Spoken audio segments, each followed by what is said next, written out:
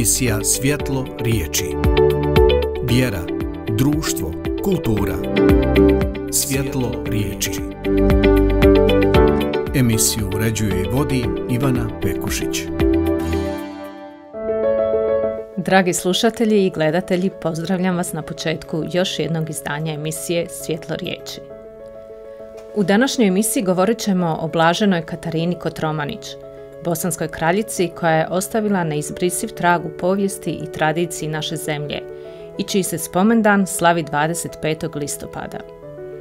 Ove godine obilježava se i 600. obljetnica njezina rođenja, a tradicionalna proslava koja se svake godine održava u Kraljevoj Sutjesci, njoj u spomen, ove godine će biti posebno svečana.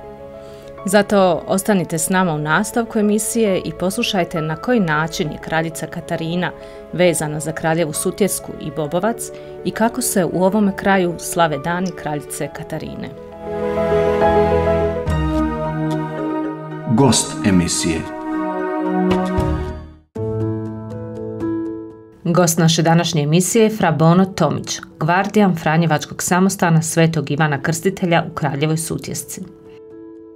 Fra Bono, hvala vam što ste došli u našu emisiju i što ste odvojili vrijeme za posjetu našem studiju. Hvala vama na pozivu, evo zadovoljstvo mi je biti danas gost u vašoj emisiji i razgovarati o temi koju ste predložili.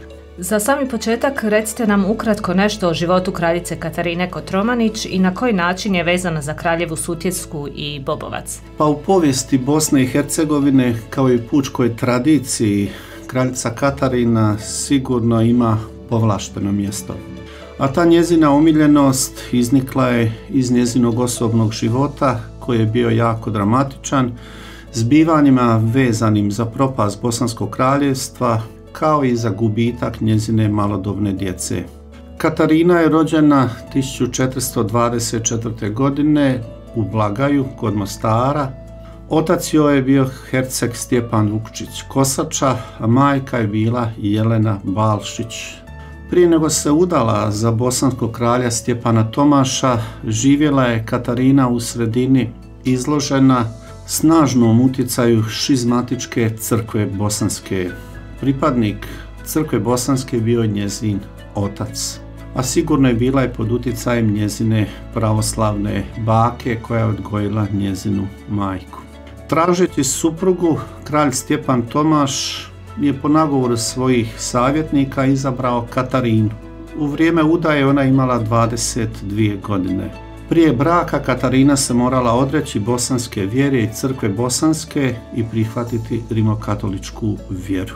U to vrijeme brakovi su bili politički, a to je upravo ono što je kralj Stjepan Tomaš i htio, dakle dobiti za moćnog saveznika njezinog oca, a on mu je trebao u ratu protiv Osmanlija.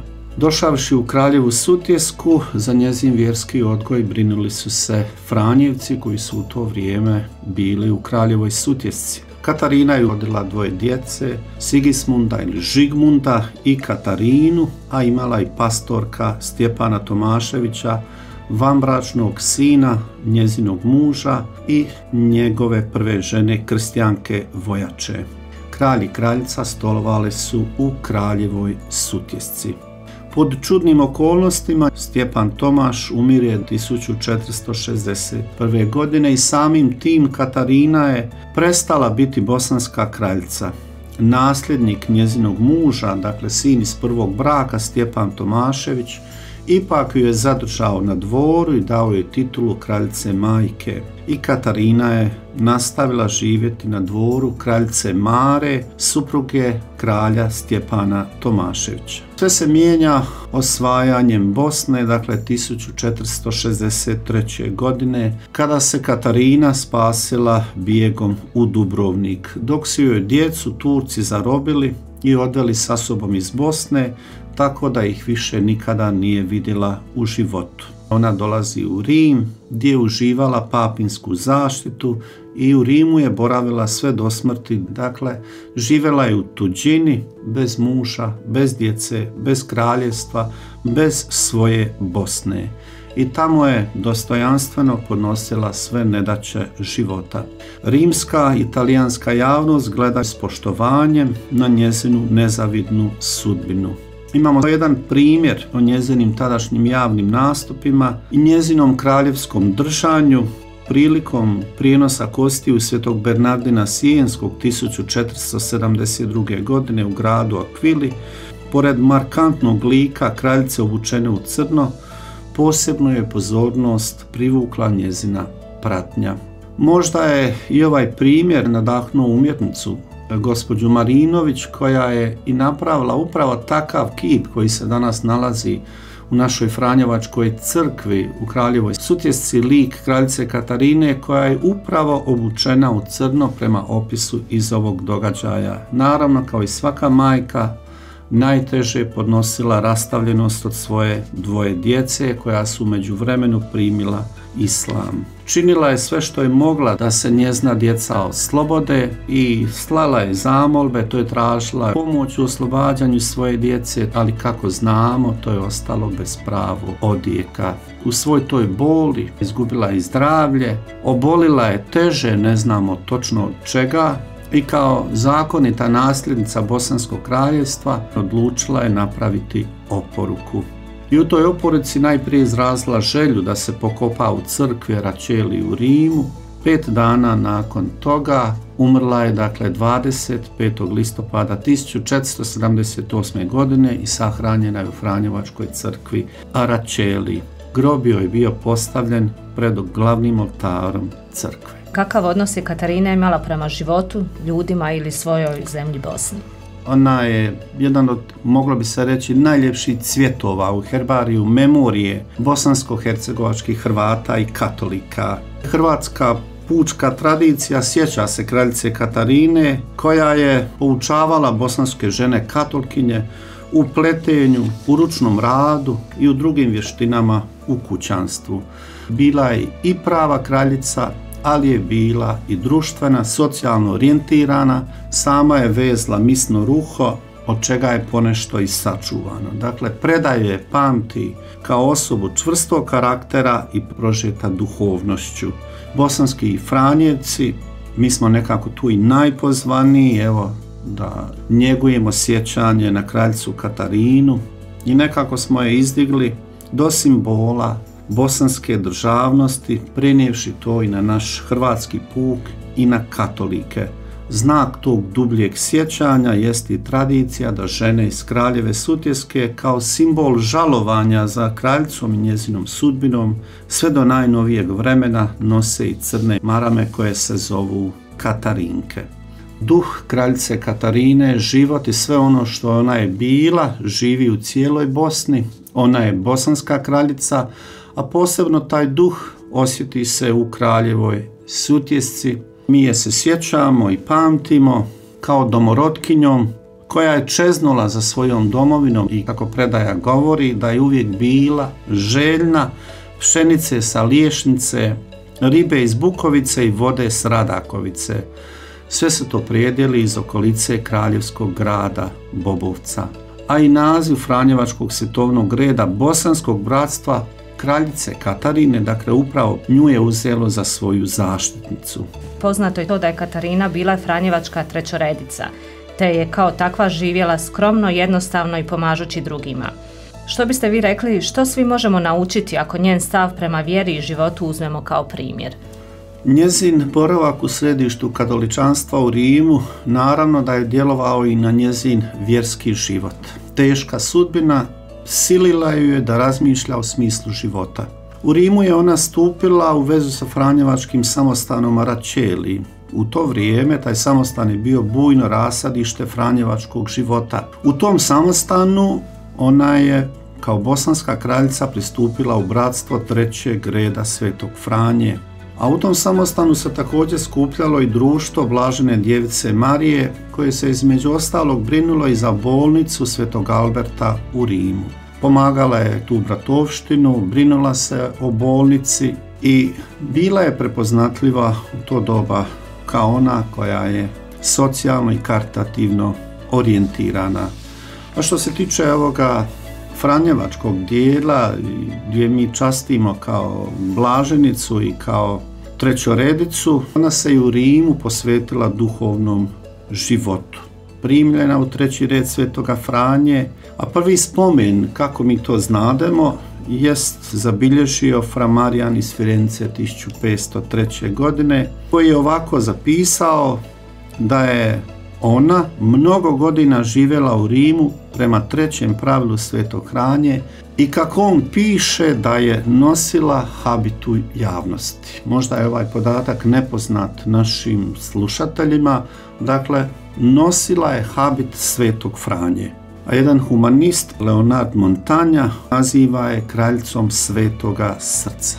A franjevački martirologiji od 1638. godine ubraja je među blažene. Dakle, nije je crkva službeno proglasila blaženom, ali je blažena prema tom franjevačkom martirologiju. Franjevci su vodili brigu o njezinom duhovnom životu, a da je to tako govori i činjenica da su od 7 svjedoka njezine oporuke 6 bili Franjevci. U svojoj oporuci ostavila je Bosansko kraljevstvo Svetoj stolici. Kao podatak da je bila franjevačka trećoredica stoji i ovaj naslov u prijevodu na hrvatski jezik: u Rimu blažena Katarina, udovica kraljica Bosanska, primivši haljinu 3. reda manje braće, strpljivošću, čistoćom, bogoljubnošću i poniznošću veoma se odlikova. Evo, to su stvarno riječi koje svjedoče da je doista ona imala franjevački duh, da su i Franjevci bili ispovjednici i da je pisci spominju među svetim osobama 3. reda. Povodom njenog spomendana će se i ove godine već tradicionalno obilježiti Dani kraljice Katarine u Kraljevoj Sutjesci. Recite nam nešto i o ovogodišnjem programu Dana kraljice Katarine. Mi svake godine obilježavamo Dan kraljice Katarine na nedjelju najbližoj danu njezine smrti. A ove godine je taj nedjelja 27. listopada. Program nam je, evo, na to sam jako ponosan, budući da ovih dana generalni ministar našeg franjevačkog reda u bratskom posjetu našoj franjevačkoj provinciji Bosni Srebrnoj, taj dan general reda sa svojim tajnikom doći će u Kraljevu Sutjesku i propovijedat će. Naravno, dolazi fra Zdravko Dadić, provincijal naše drevne provincije Bosne Srebrne sa upravom, sa provincijalima južnoslavenske provincije, sa svećenicima koji će doći, sa svojim vjernicima, članovima franjevačkog svjetovnog reda, sa framašima, doći će i bogoslovi naše franjevačke teologije, novaci naše provincije iz Livna. Dakle, to će biti doista jedan veličanstveni događaj, ne samo za Kraljevu Sutjesku, pa smijem reći za našu provinciju i za cijeli naš katolički puk u Bosni i Hercegovini. Dakle, sveta misa je u 11 sati, predvodit će fra Zdravko Dadić, a propovijedat će pod svetom misom generalni ministar fra Massimo Fusarelli. Taj dan tradicionalno, nakon svete mise, već 26. godinu za redom, kulturno-umjetničko društvo Bobovac organizira smotru folklora na platovu ispred crkve i gosti su nam 9 kulturno-umjetničkih društava, tako da će to isto obogatiti taj dan. A u 17 sati imamo predstavljanje jedne knjige. Gospodin Mijo Maroš, koji je rodom iz Župe Kraljeva Sutjeska, napisao jednu knjigu koja govori o djetinjstvu, odrastanju Župi Kraljeva Sutjeska. Pozivam sve koji mogu da dođu taj dan, evo, da s nama podijele radost svih ovih obljetnica i da budu sudionici svih ovih događanja. Htio bi ovo naglasiti, dakle, 1524. godine zapaljen je naš samostan, 500 godina je otkako je samostan srušen i zapaljen. Franjevački povjesničar Franjo Gonzaga je zabilježio da je Sutješki samostan te godine zajedno s 3 druga spaljen i da nije ostao kamen na kamenu. Možda slušateljstvu nije poznato da je general reda tadašnji 1340. godine Gerardo Donis posjetio našu provinciju, posjetio Kraljevu Sutjesku i njegov pečat mi s ponosom čuvamo u riznici našeg muzeja. Tako da i ovaj posjet generala Reda, samo nastavak svih tih posjeta kroz povijest našem samostanu. Jedan naš bivši provincijal, govoreći o važnosti Sutješkog samostana, je rekao: Sutješki samostan za provinciju Bosnu Srebrnu je ono što je porcijunkula za cijeli franjevački red. Približili smo se i kraju ovog razgovora, pa za sami kraj recite nam na koji način nasljeđe kraljice Katarine živi svaki dan i pored ova 2 dana u godini kada je se prisjećaju župljani Kraljeve Sutjeske. Kako piše danas povjesničar Franjevac, sam položaj njezina groba u službenoj crkvi Rimske gradske općine pred glavnim oltarom jasno govori da je osoba pokopana u njoj prije smrti uživala izuzetan ugled i da je to pozivalo na njezino trajno štovanje. A evo, na nama je zadatak da govorimo o kraljici, da govorimo o njezinom mukotrpnom životu i stvarno i dan danas iz njezine dubine izranja njezin lik kao uličenje vjekovne sudbine tolikih hrvatskih i bosanskih izbjeglica i prognanika sve do naših dana, koji u svome izbjeglištu žive dostojanstveno i sveto. Katarina, koja je sama bila žrtva nasilja i mržnje, poziva sve ljude, a to je poziv evo nama danas, sadašnjim potomcima nekadašnjeg njezina kraljevstva, koje je razgranato u različite narode i religije, da napuste teške riječi, da napuste svađu, da ugase svaku mržnju, sijanje straha, da se ostave prijetnje ratova i da se vrate dijalogu, da se međusobno poštuju i natječu u poštivanju i dostojanstva prava drugih. Zato ćemo ovih dana, evo dok se sjećamo obljetnice njezinog rođenja, na tu nakanu i moliti. I na kraju evo istakao bi da je kraljica Katarina primjer ustrajnosti vjere i ljubavi za domovinu i kojoj je kao kraljica ostala vjerna do kraja. Fra Bono, hvala vam puno na ovom lijepom razgovoru i hvala vam na vašem trudu da očuvate sjećanje na kraljicu Katarinu. Hvala vama na pozivu, bila mi je čast biti gost vašeg studija i vaše emisije.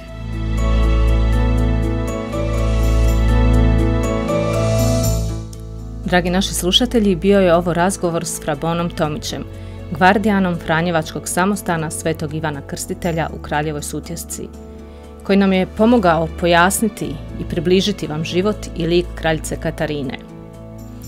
Katarina je inače svojim odnosom prema drugima i ljubavlju prema svojim korijenima ostavila velik zalog svojoj zemlji i narodu. A kako se odnositi prema svojim korijenima da bi zemlju na kojem se nalaze učinili plodnom i pitomom, poslušajte u rubrici Metafore i putokazi autora Fra Janka Čure. Metafore i putokazi. Stablo nekako sve preživi, na sve se navikne i puno toga nadživi, i to samo ako raste na tlu gdje je pustilo svoje korijenje najdublje. Žegu, žeđ, oskudicu, studen, nasilje, mržnju, bahatost i korov, njegov korijen s mukom popola s vremenom zaliječi, a novu životnu snagu iz zemlje povuče ondje gdje se granu, s namjerom ili bez nje, odlomi ili presječe. Ne postoji ni jedno stablo koje se nije sa svojim ranama suživjelo, iz njih raslo, ali od njih i jačalo, bez obzira na to pokazivalo ono svoje rane ili ih duboko u sebi od tuđih pogleda brižno sakrivalo. Koliko god se katkad bilo teško s njima nositi, stablo dobro zna da ne smije odustati, jer će tako njegovo mjesto sve ono s plitkim korijenjem brzo zahvatiti i prisvojiti. Kad dođe vrijeme i jedno stablo od starosti usahne, drugo netko posječe i treće nešto spali, plod njihov za kojeg su cijeli život brižljivo zemlju oko sebe pripremali, na istom mjestu brzo proklija i ponosno nastavi rasti, kako bi istu tu zemlju plodnom i pitomom novim stablima u zalog ostavili. Sve mi uzmite, samo mi korijen ne dirajte. Metafore i putokazi. Bila je ovo rubrika Metafori i putokazi autora Frajanka Čure, kojom smo današnju emisiju priveli kraju. Do narednog tjedna srdačno vas pozdravljam iz studija Franjevačkog medijskog centra Svjetlo riječi. Emisija Svjetlo riječi. Vjera, društvo, kultura. Svjetlo riječi.